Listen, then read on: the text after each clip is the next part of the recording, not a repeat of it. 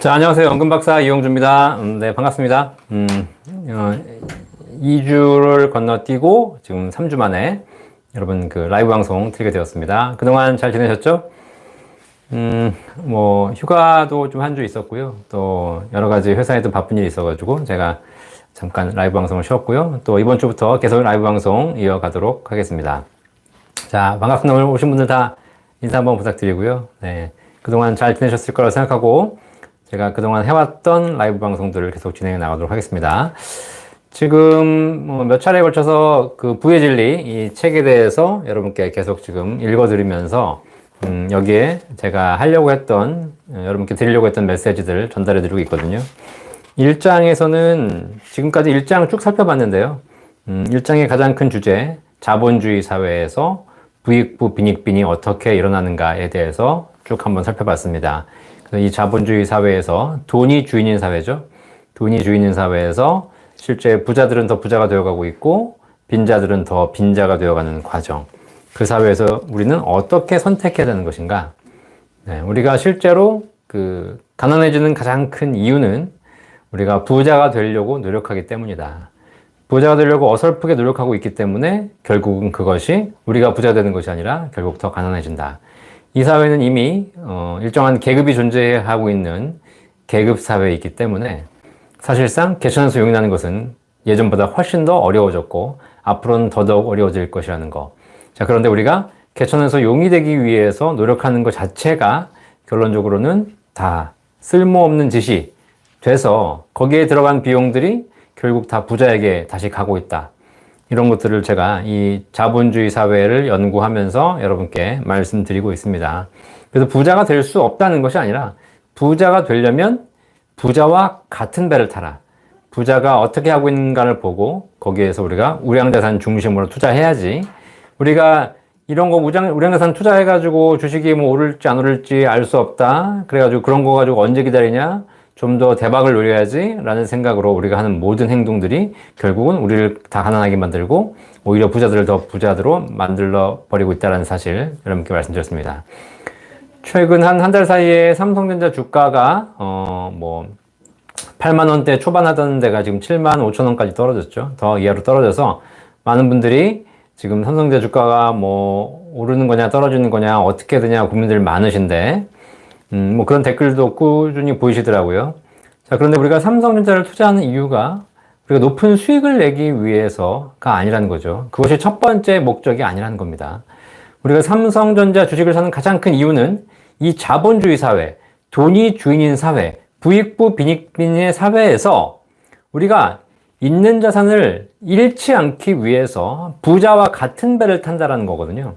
그런 차원에서 우리가 가장 우량자산인 삼성전자를 투자하는 것이지 그걸 가지고 몇 배의 수익을 내겠다 이 문제는 두 번째, 세 번째 문제라는 겁니다. 여러분들이 우량자산, 부자들이 투자하고 있는 우량자산에 여러분 자산을 맡기시면 그것이 장기적으로 여러분께서 안정적으로 투자할 수 있는 방법이 되는 것이고 그러다 보면 수익은 자연히 따라오는 것이지 이제 투자 시작한 지 6개월, 1년밖에 안 됐는데 수익이 나요, 안 나요? 저는 80층에 갇혔어요. 90층에 갇혔어요. 어떻게 됩니까? 이제 수익이 났는데 다시 떨어지고 있어요. 이거 지금 장기적으로 가야 됩니까? 말아야 됩니까? 이런 이야기를 우리가 하고 있다는 것 자체가 우리는 이미 빈자가 되어가고 있다는 거죠. 빈자. 타이밍을 맞추는 것. 주식을 통해서 단기 수익을 내려고 하는 것. 전부 서민, 빈자들이 하는 짓입니다. 여러분들이 그 생각을 하는 순간부터 여러분 이미 투자해서 실패하신 거고 조만간 실패하고 나가시게 될 거라는 거. 그리고 그렇게 서민들이 쌈짓돈 들고 와서 다 여기서 잃고 나가면 그 돈들이 결국은 끝까지 남아있는 부자들이 싹 주워간다라는 거. 이게 이미 수십 년간 주식시장에서 검증된 진실이었고 그 역사를 지금도 반복하고 있다는 겁니다. 아시겠죠? 자, 그래서 삼성전자가 8만 원 하다가 7만 5천 원 떨어졌는데요. 이게 골로 가는 거 아닙니까? 어떻게 되는 거 아닙니까? 고민 전혀 하지 마십시오. 여러분이 그런 고민을 하고 있다면 여러분들은 연금박사 영상을 다시 한번 보시기 바라겠고요. 그렇게 해서 여러분들이 일시적으로 돈을 버실 수도 있고 잃으실 수도 있을 것 같습니다. 하지만 장기적으로 봤을 때 그런 판단이 결과적으로 유효하지 않다라는 거. 이 자본주의를 연구하면 결국은 더 큰 실패를 가는 지름길일 뿐이라는 거. 꼭 명심하시기 바라겠습니다. 결국 이 자본주의 사회에서 여러분이 생존하시기 위해서 이제 우량자산, 그것도 가장 1등 자산 중심으로 집중하셔야 된다라는 얘기를 여러분께 계속 드리고 있습니다. 자, 오늘은 이제 1장을 넘어서 2장에 있는 주제를 가지고 돈에 관한 진실, 금융에 관한 진실을 가지고 여러분께 이야기해 드리려고 합니다. 여러분 혹시 금융에 대해서 여러분들이 잘 아시는지 모르겠는데 아마 잘 모르실 겁니다. 그러니까 금융에 대해서 우리가 굉장히 이해하지 못하고 당하는 것도 굉장히 많거든요. 대표적인 사례를 말씀드릴까요? 여러분 은행, 증권, 보험사 이런 금융회사들을 여러분 뭐라고 부르세요? 대부분 다 금융기관이라고 호칭합니다. 금융기관. 금융기관이에요? 아니에요.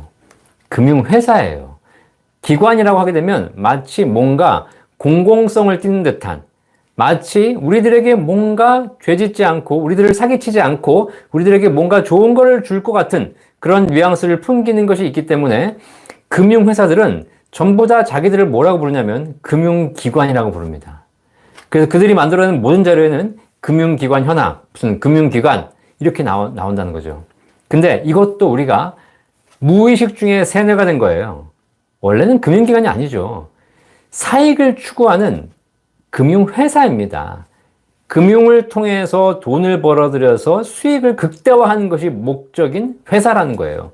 그게 은행, 증권, 보험사라는 겁니다. 그런데 우리는 그 은행, 증권, 보험사라는 금융회사를 가지고 어느 순간부터가 우리가 금융기관이라고 부르는데 익숙해져 있고 우리가 금융기관이라고 부르면서 마치 그들을 공공기관인 것처럼 착각하고 있는 이런 일들이 굉장히 많다는 겁니다. 그래서 우리가 은행을 금융기관이라고 인식하고 마치 은행에 돈을 맡기면 모든 것이 다 해결되는 것이라고 생각하고 은행에 가서 전문가를 만나면 그들은 나를 위해서 모든 정보를 올바르게 제공할 것이라고 생각하고 있는 이런 습관들을 우리가 하고 있는 것이고 무의식 중에 우리 머릿속에 그게 사로잡혀 있는 것이죠. 제가 이렇게 상담하고 이야기하다 보면 제가 이렇게 유튜브를 통해서 얘기하고 올바르게 얘기하는 것도 다 중요하지만 결국 우리나라 사람들이 대부분 다 믿는 것이 뭐냐면 은행 가서 PB들이 그렇게 얘기했다는데 은행의 PB가 얘기하셨는데 그 말씀이 다 진리 아닙니까? 라고 얘기하시는 분들이 굉장히 많습니다. 잘 생각해 보세요. 은행에 앉아있는 PB는 은행의 금융회사죠. 금융을 통해서 수익을 극대화해야 하는 그 회사의 종업원이에요. 그러면 그 PB는 결국은 은행, 자기가 몸담고 있는 회사, 은행의 수익을 극대화시켜주는 것이 본인이 월급을 많이 받고 본인이 승진하는 비결이라는 겁니다.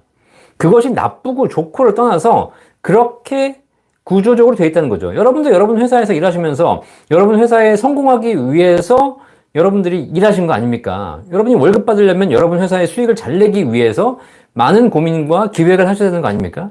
똑같아요. 은행도.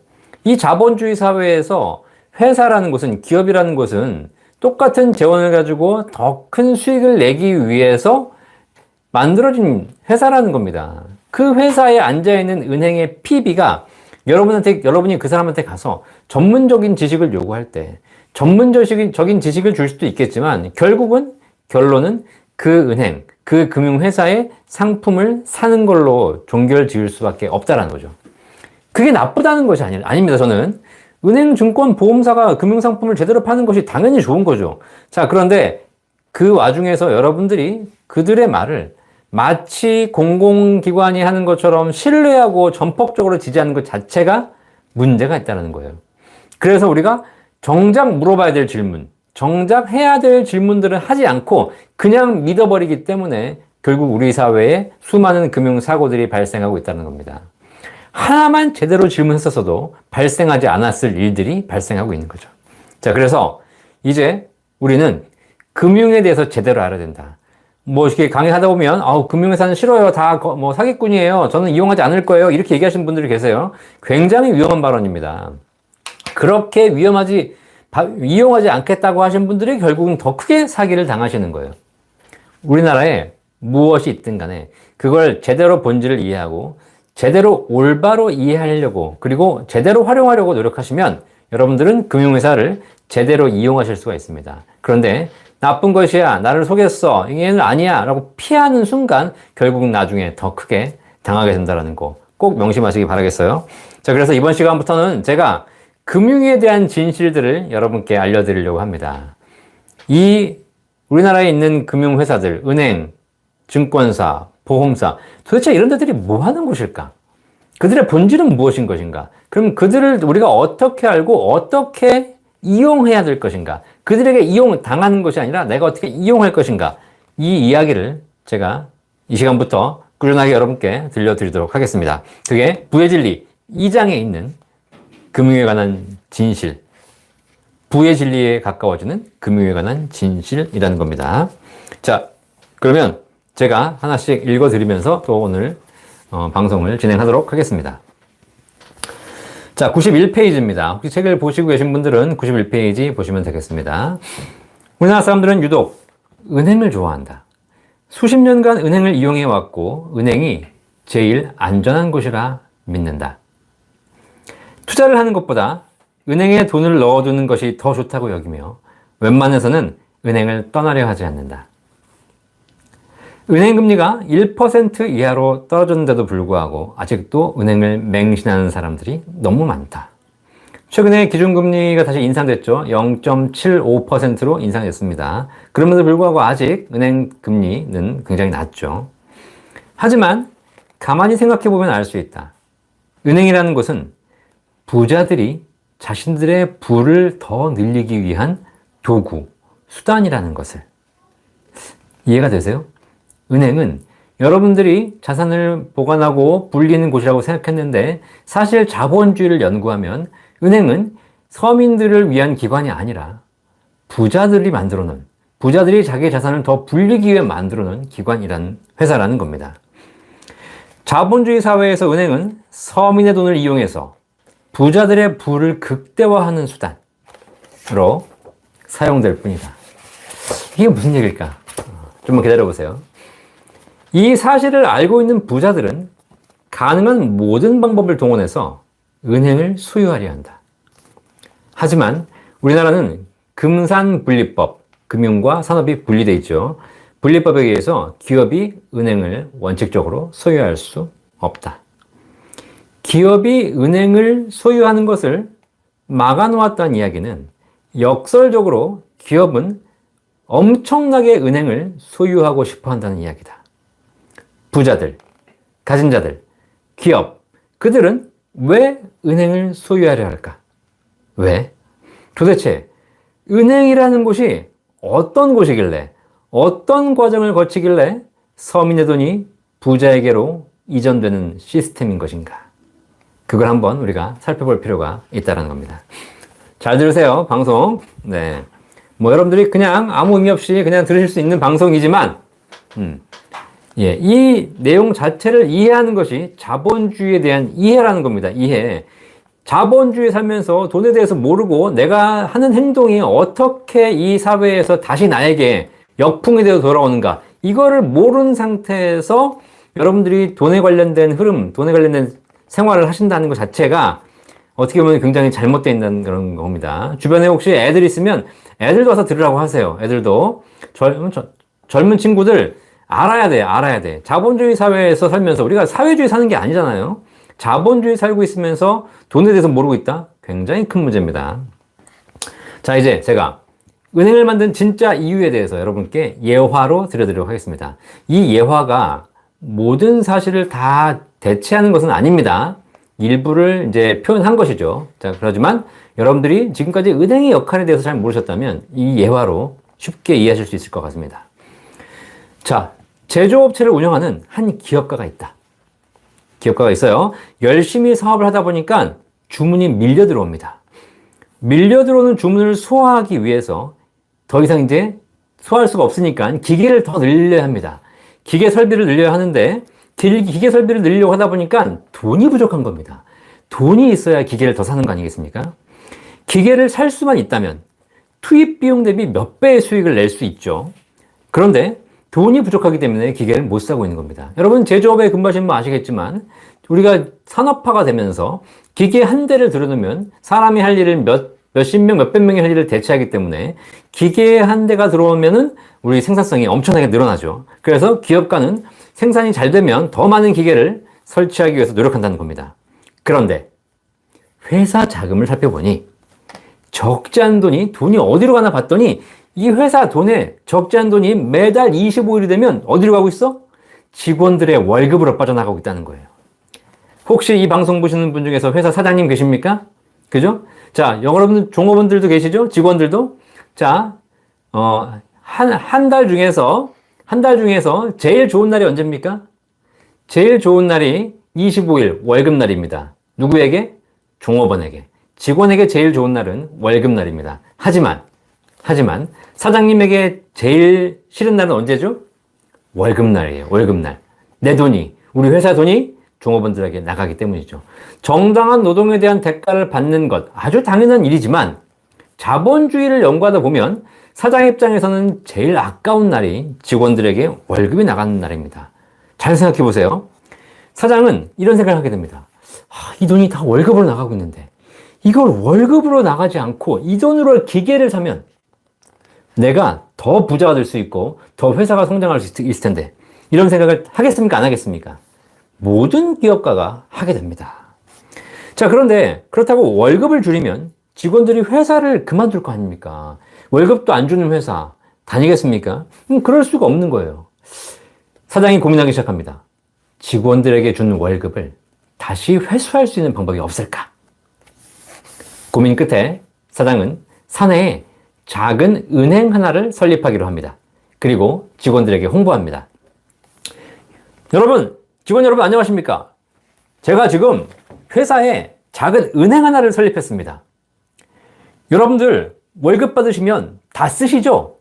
그렇게 되면 여러분 미래가 불안하지 않습니까? 여러분의 월급을 이 은행에 맡기시면 제가 여러분께 다른 곳보다 높은 3%의 이자를 드리도록 하겠습니다. 여러분을 위해서 설립한 은행이니까 잘 이용하십시오. 이렇게 마치 종업원들을 위해서 많은 걸 해주는 것처럼 이 사장이 얘기를 하는 겁니다. 자, 이 직원들이 이 사장 얘기를 들었어요. 어때요? 솔깃하잖아요. 내가 이거를 월급 받은 거 얼마 안 되지만 이걸 가지고 내가 갖고 가봐야 다 써버릴 거고 그 다음에 이 써버릴 거 가지고 나중에 내가 잘리면 노후를 살아야 되는데 불안하잖아요. 그러니까 뭔가 모으긴 모아야 되잖아요. 근데 은행 금리가 지금 1%밖에 안 되는데 우리 회사의 은행은 3% 이자를 준다는 거예요. 야, 우리 사장님 정말 좋으신 분이구나. 우리 사장님이 이렇게까지 해주시는데 내가 저축을 해야 되겠다 라고 해가지고 어떻게 돼? 월급 300만 원 받아서 그 중에서 일부만 쓰고 다시 200만 원을 전부 은행에 저축하기 시작합니다. 자, 그런 일 어떤 일이 벌어지냐?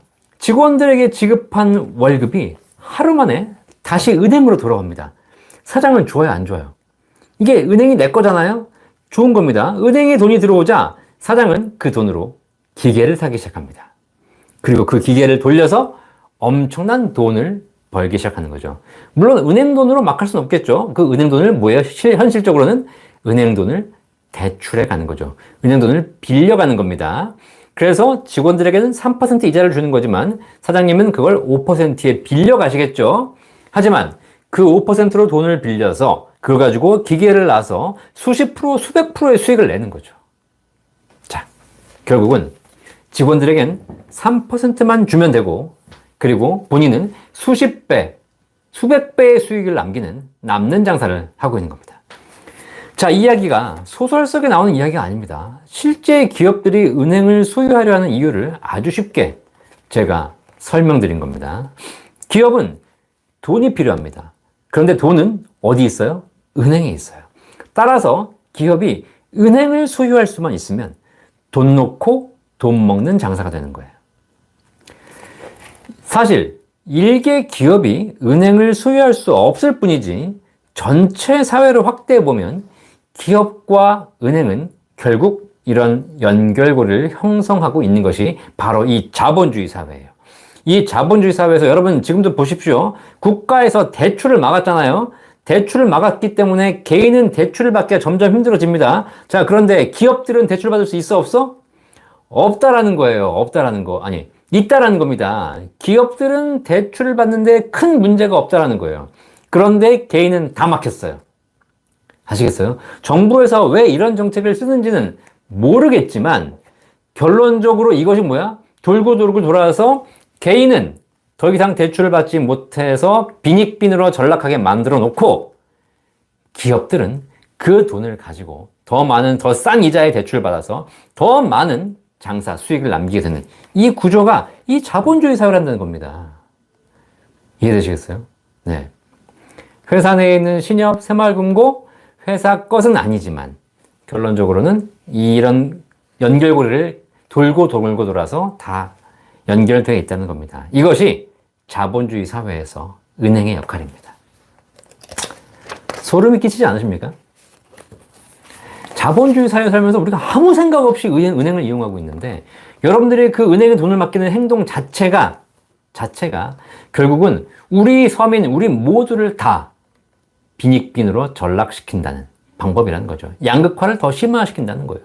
제가 지난 시간에 말씀드렸지만 은행에 돈을 맡기면 이자가 얼마?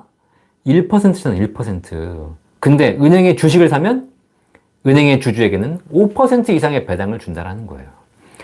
은행에 1% 이자를 받으려고 돈을 맡기는 그 행동, 그것이 훨씬 더 위험한 행동이고 그것이 손실을 보기 때문에 위험하다는 것이 아니라 그것이 우리 모두를 빈익빈, 빈자로 전락시키는 행동이라는 거예요.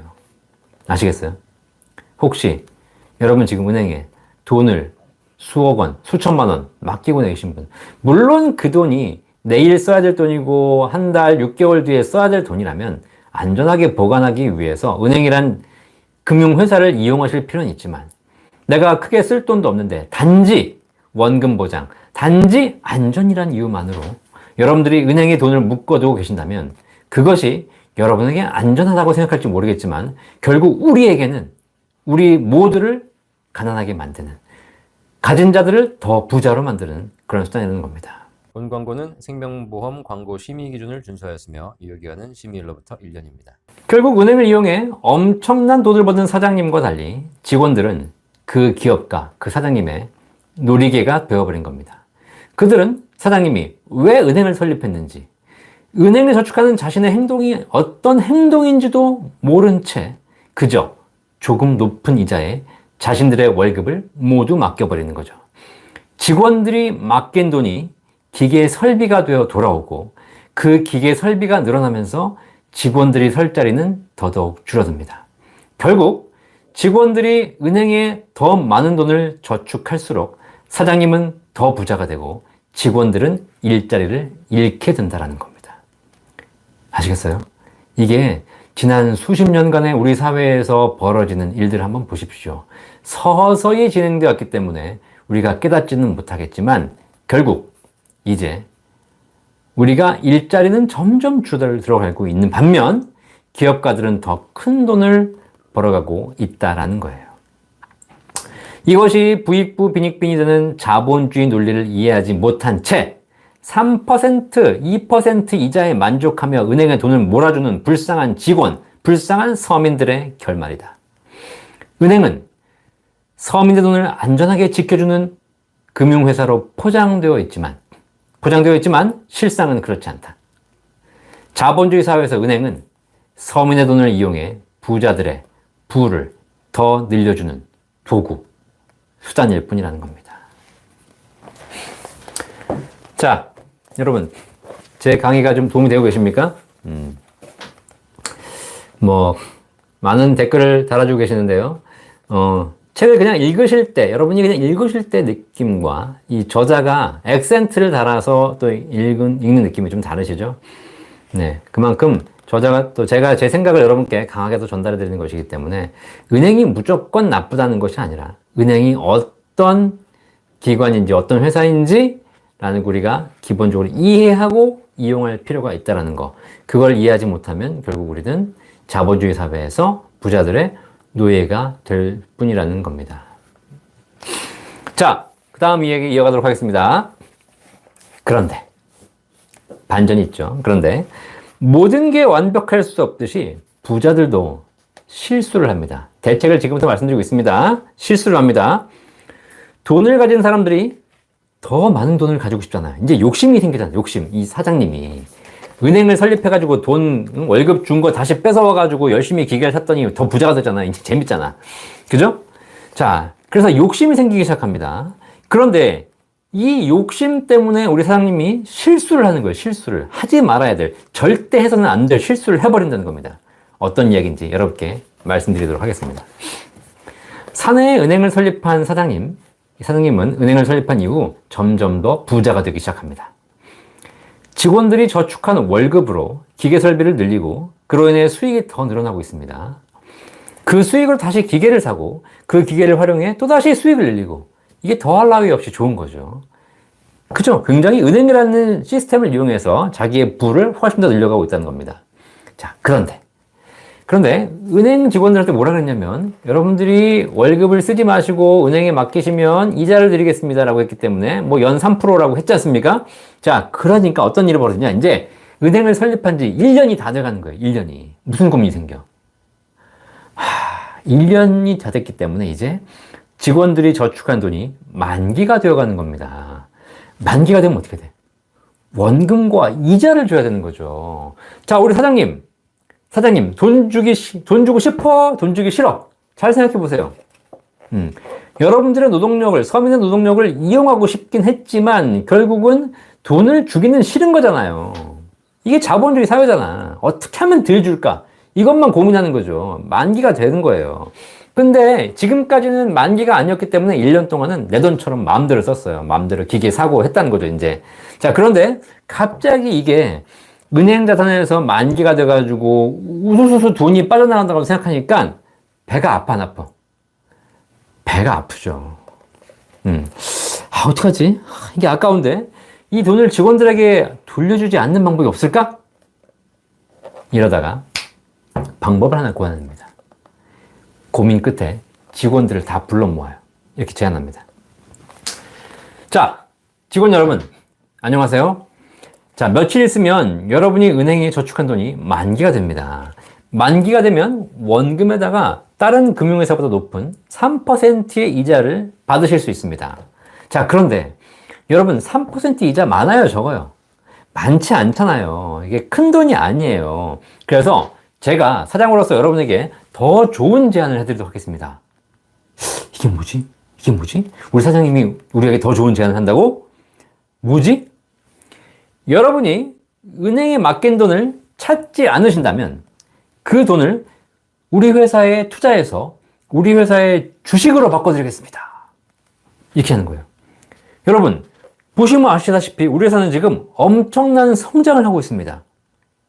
은행에 묶어둬봐야 3% 이자밖에 못 받지만 이 회사의 주식으로 바꾼다면 수십 퍼센트, 수백 퍼센트의 수익을 낼 수 있을 겁니다. 여러분, 돈을 찾지 마시고 제가 주식으로 바꿔드리겠습니다. 이 얘기를 한 겁니다. 사장님 입장에서는 돈을 내어주지 않으려면 결국 그 돈을 가지고 다시 만기를 연장시키거나 아니면 재투자시키는 방법이 있는 건데 그게 바로 주식으로 바꿔주는 거죠. 예, 사실 주식. 그래서 직원들 어떻게 생각해? 이렇게 생각합니다. 직원들은 그래? 돈을 더 많이 벌 수 있어? 훨씬 더? 사장님 제안대로 주식으로 바꿔야 되겠네 라고 해서 결국 직원들은 은행에 맡긴 돈을 찾지 않고 뭘로 바꾸는 거야? 회사의 주식으로 바꾸는 거예요. 아시겠어요? 회사의 주식으로.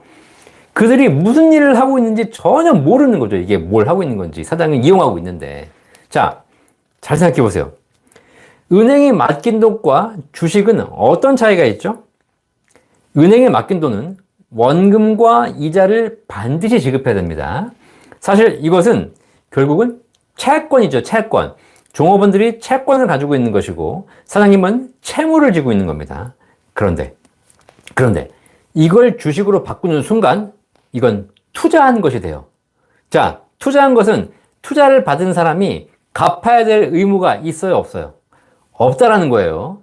채권은 갚아야 될 채무가 있는 것이지만 주식으로 투자하는 순간 이 사장님은 결국은 돈을 한 푼도 갚아야 될 의무가 사라지는 겁니다.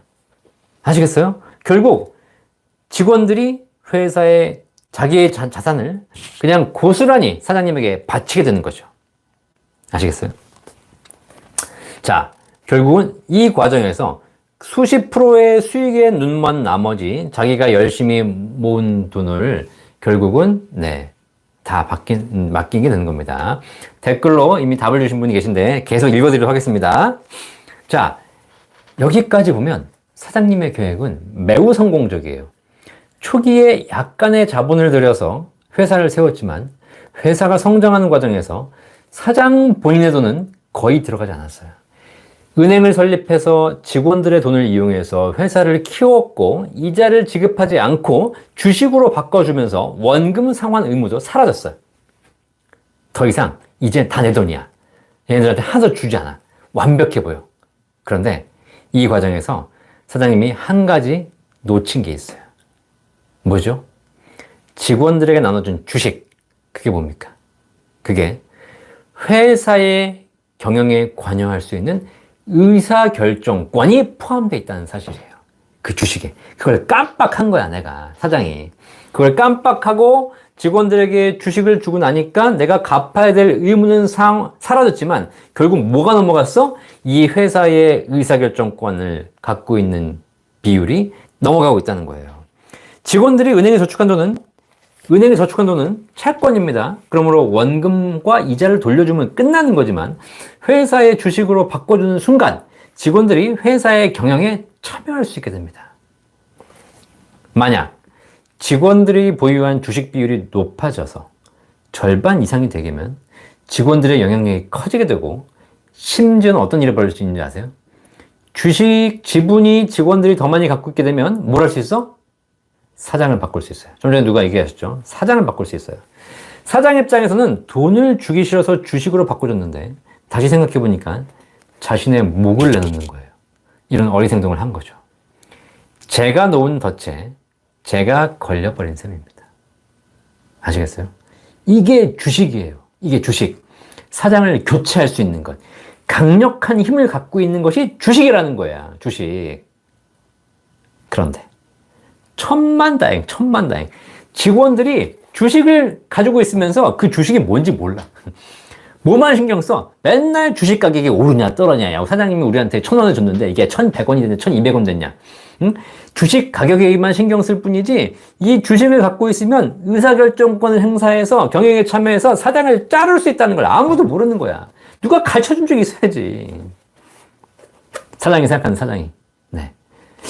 직원들이 보니까 회사의 의사결정권을 갖고 있다는 사실을 몰라. 그러니까 안 가르쳐줘. 영원히 몰라야 돼, 영원히. 그러니까 계속 막 주식만 오르락내리락 하게 만들어가지고 결국은 그 직원들이 의사결정권을 가진 주식이라는 거를 모르는 상태에서 그냥 돈에만 관심 갖게 만드는 거예요, 돈에만. 그러다가 오르면 팔아, 안 팔아? 안 팔잖아. 오르면 계속 갖고 있게 만들어. 팔아야 돈이 되는데. 그러다가 회사를 조금 어렵게 만들어가지고 주식이 떨어지게 만들어. 그래가지고 이 주식을 10,000원에 줬는데 이 주식을 9,000원, 8,000원 떨어지게 만드는 거예요. 그럼 주식 직원들이 어떻게 돼? 이게 뭐야? 이게 주가가 떨어졌네. 어떡하지? 이거 난리 나는 거 아니야? 더 날리는 거 아니야? 내 돈 다 잃는 거 아니야?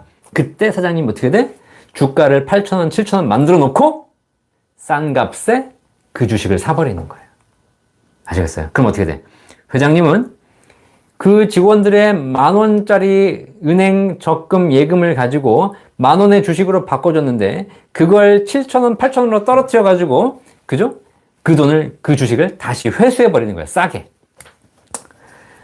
이 종업원들은 결국은 주식을 통해서 수익도 얻지 못하고 손실을 봐서 자기 자산도 날리게 되고 그 주식에 갖고 있는 가장 큰 힘, 의사결정권, 사장을 바꿀 수 있는 권리도 모른 채 이 자본주의 사회에서 그냥 사장의 놀이개, 사장의 희생양으로 끝내가는 겁니다.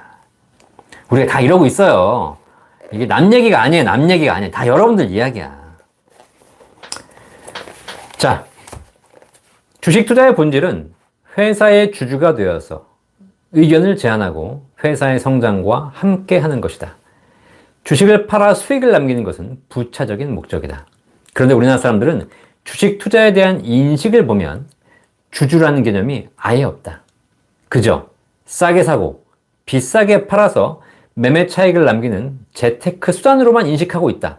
그러니까 삼성전자가 지금 떨어졌다고 막 어떻게 되냐고 물어보는 거 아니에요. 주주라는 개념이 없으니까.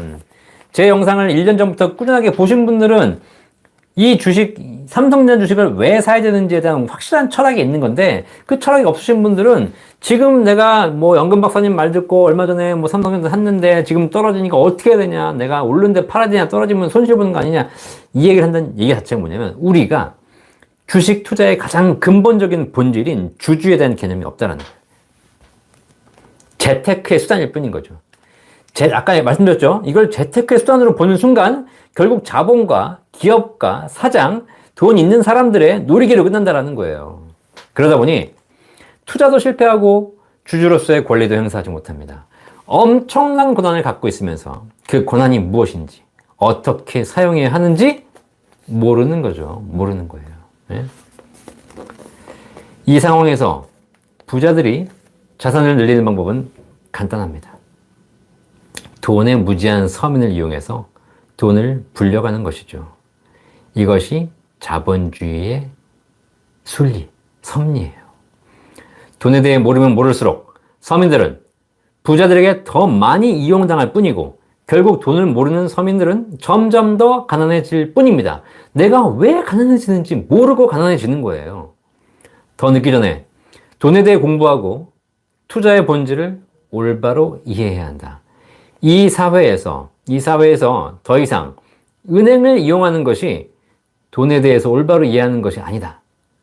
물론 단기에 쓸 돈을 안전하게 보관하는 곳, 그 다음에 여러분들이 더 이상 돈을 불릴 필요가 없어서 이제 있는 돈을 잘 쓰고 가기만 하면 된다 라고 했을 때 여러분이 안전하게 보관하기 위해서 은행을 이용하는 것, 그것조차 말리진 않겠습니다. 하지만 돈을 불려하는 사람들, 이 자본주의 사회에서 돈의 노예가 되지 않고 빈익빈이 되지 않기 위해 노력해야 될 수많은 젊은이들, 수많은 서민들이 은행을 이용하는 것, 은행만 이용하는 것, 그리고 투자의 본질을 제대로 이해하지 않은 채 투자를 제대로 이해하지 못하는 것, 그리고 투자를 오해하는 것, 이것이 결국 더 우리를 빈익빈으로 만들어 간다는 거죠.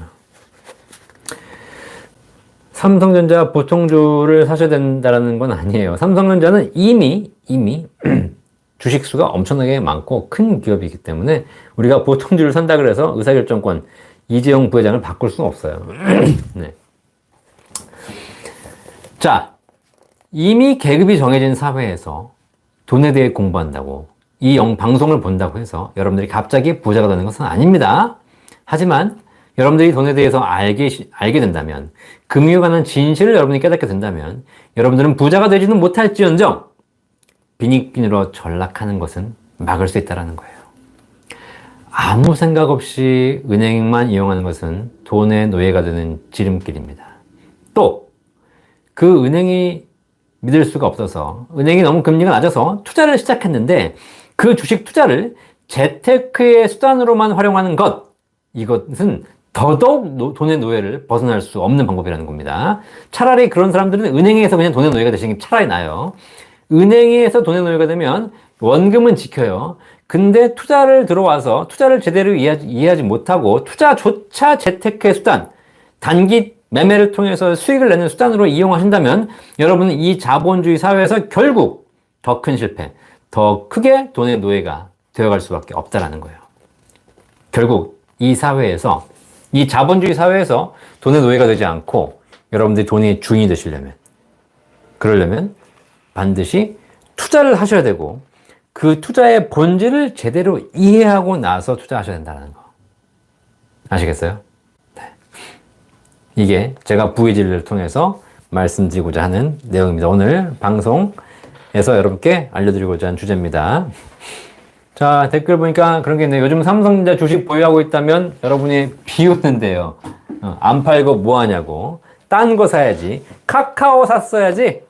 애플 샀어야지. 괜히 삼성전자를 지금 1년씩 들고 있어가지고 손해보고 있는 거 아니냐? 응? 결국 니네 이런 거 잘못하고 있는 거 아니냐? 라고 얘기하시는 거 아닙니까? 자, 여러분 이 이야기 들으시면 여러분 주변에서 뭐 비난받으시고 뭐 조롱받으시고 얘기하시죠? 자, 뭐 원래 예수님도 비난받으셨어요. 세상을 살면서 원칙적인 길을 가는 사람들은 주변에서 항상 놀림을 받기 나름입니다. 자, 그런데 지난 20년, 30년 투자의 결과, 투자의 역사를 보고 있으면 지금 있는 일들은 수없이 반복되어 온 일입니다. 그죠? 예, 주가가 오르면서 한때는 뭐 중소기업 주식이 가고 벤처기업 주식이 갈 때 삼성전자 주식을 들고 있는 사람들은 다 바보였어요. 야, 삼성전자를 왜 사니? 그 비싼 걸. 그 주가가 뭐 50만 원, 100만 원. 야, 그 비싼 걸 왜 사니? 그런 거 말고 여기 1,000원짜리 주식이 있는데 얘가 10만 원 될 확률이 높아. 얘를 사면 더 대박 나요. 여러분 주변에 보시면 우리가 2000년대 초반 벤처붐 일었을 때 여러 가지 우리가 그런 붐이 일었을 때 그걸 가지고 부자가 된 분 보셨습니까? 결국은 다 거지가 됐어요. 그런데 삼성전자란 주식을 가지고 꾸준하게 투자해 오신 분들은 진짜 이 사회에서 거대한 부를 이뤘다는 거예요. 이해되시겠습니까? 앞으로 삼성전자 주식이 더 오를지 떨어질지는 알 수 없어요. 전 개인적으로 삼성전자 주식이 지금 7만원, 8만원인데 더 올라가지 않아도 좋다고 생각해요. 왜? 우리가 목적하는 것은, 우리가 목표하는 것은 삼성전자 주식으로 대박이 나는 게 아니라는 겁니다. 삼성전자의 주주가 되어가는 것이죠. 그래서 거기서 우리가 연 3% 내외의 배당만 받아도 이미 은행보다 더 높은 이자를 받을 수 있는 것이고, 그렇게 해서 배당이 잘 나고 회사가 안정적으로 성장한다면 5년, 10년, 20년 후에 적어도 여러분들이 지금 가지고 계신 주식보다는, 주가보다는 훨씬 더 높은 수익을 낼 수 있을 것이니까 그걸 믿고 가는 것이 주식 투자지, 그렇지 않고 단기적으로 다른 종목과 비교해서 쟤는 얼마 올랐는데 너는 얼마 못 올랐으니까 네가 병신이고 네가 바보야. 그러니까 그렇게 투자하면 안 돼. 그런 사람들이 몇 번이나 타이밍을 맞추겠습니까? 아시겠어요? 그런 타이밍에 놀아나는 투자하지 마셔라. 종목을 가지고 이것저것 비교하는 투자하지 마셔라. 그거 다 해봤다. 다 해봤어. 수많은 주식 투자자들이 왜 주식은 하면 안 돼? 왜 주식은 투기야? 왜 주식은 도박이야? 너는 절대 주식하지 마라. 우리 부모님들이 왜 그랬겠어요? 왜? 그런 주식에 대한 본질을 이해하지 못한 채 이상한 잡주, 타이밍, 매매 차익 이런 걸로 수십 년간 해와서 다 날려봤기 때문에 잘못됐다고 얘기하는 거예요. 근데 중요한 건 결론을 돌이켜보니 그들이 실패하고 그들이 주식을 잘못 이해하고 있는 것은 주식이 나빠서가 아니라 주식을 잘못 이해하고 잘못 투자했기 때문에 그런 결론들이 나왔다는 거죠. 여러분들도 지금 2021년 8월을 살고 계시지만 사실 이 날짜는 역사의 한 순간일 뿐이라는 겁니다. 여러분들은 끊임없이 반복되는 역사의 한 순간을 살고 계신 거예요. 그런데 이 반복되는 순간에 여러분들이 삼성전자 주식을 갖고 있고 뭐 더 이거보다 더 좋은 주식이 있고 주가가 떨어지고 있고 왔다 갔다 하고 있지만 결국 시간이 놓고 보면 장기적인 롱텀을 놓고 보면 결국은 우리가 반복되는 사이클을 또다시 반복하고 있는 것일 뿐이다. 그 와중에서 선택하세요. 여러분들이 단기적인 매매 차익을 목적이시라면 그만큼 많이 먹었잖아요. 삼성전자 팔고 나가세요. 그리고 다시는 들어오지 마시라는 거예요. 그런데 그렇지 않고 여러분들이 장기적으로 여러분 자산을 불리고 싶은 것이 목적이고 삼성전자의 주주가 되는 것이 목적이라면 여러분들이 지금 절대 흔들리시면 안 된다. 여러분이 삼성전자를 갖고 있고 카카오를 갖지 말라는 얘기가 아니에요. 카카오를 사시려면 카카오를 사셔라. 애플을 사시려면 애플을 사셔라. 하지만 여러분이 사신 회사의 단기 매매 차익을 보고 들어가는 것이 아니라 여러분 사신 회사의 주주가 되라. 카카오는 앞으로 안 떨어질 것 같으세요? 애플은 앞으로 폭락하지 않을 것 같습니까? 그 시기가 어떤 주식을 갖고 있으나 계속 사이클을 반복한다는 거야. 그런데 좋으면 사랑하고 떨어지면 미워하고 좋으면 계속 사고 떨어지면 계속 매도해버리고 이런 식의 투자는 하지 마라. 제가 부해질에서 말씀드렸잖아. 자식 키우듯이 자식 키우는 마음으로 자식이 공부 좀 못한다고 밉고 공부 좀 잘한다고 이쁘고 이렇습니까?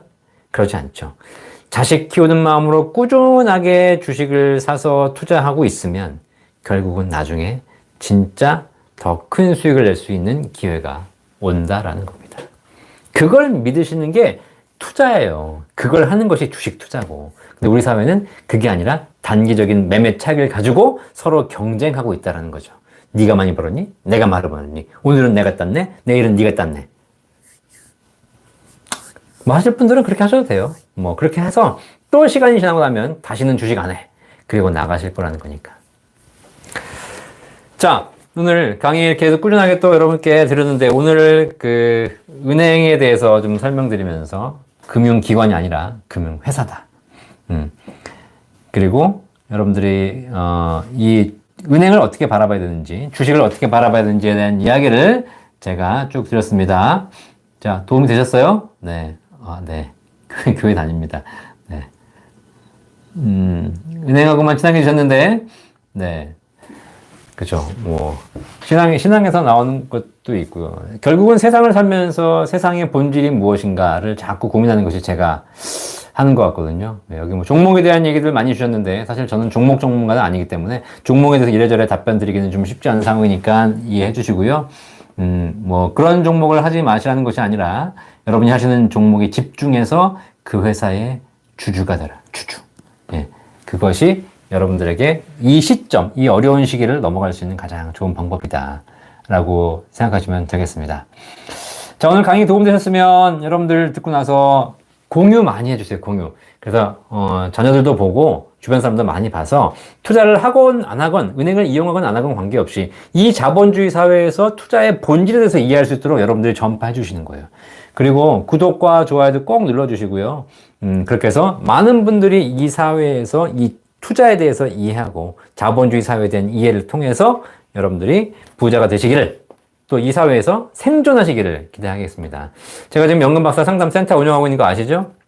혹시 투자, 연금, 보험, 금융에 대한 전반적인 본질에 대해서 궁금하고 내가 궁금해하고 있는 것을 상담이 필요하다라고 하시면 언제든지 저희 연금박사 상담센터 1800-3624, 1800-3624 전화 주시면 전문가들이 다 상담해 드릴 테니까 주저 마시고 전화 주시기 바라겠습니다. 자, 오늘 월요일날 오후에 이렇게 뵙게 돼서 여러분 반갑고요. 또 매주 월요일날 진행되고 있는 여러분 우리 연금박사의 라이브 방송 꾸준하게 시청해 주시면 여러분들이 이 자본주의 사회를 지혜롭게 살아가시는데 큰 도움이 되실 겁니다. 우리나라에 수많은 유튜브 방송이 많이 있습니다. 주식 방송, 투자 방송 많이 있습니다. 그 중에서 투자의 본질, 금융에 대한 본질, 철학을 얘기하는 방송, 연금박사밖에 없다는 거 여러분 다 알고 계시죠? 네. 공감하신 분들 구독과 좋아요, 알람, 공유 다 부탁드리겠습니다. 오늘 방송 시청해 주셔서 감사합니다. 즐거운 저녁 되시길 바라겠습니다. 안녕. 본 광고는 생명보험 광고 심의 기준을 준수하였으며 유효기간은 심의일로부터 1년입니다.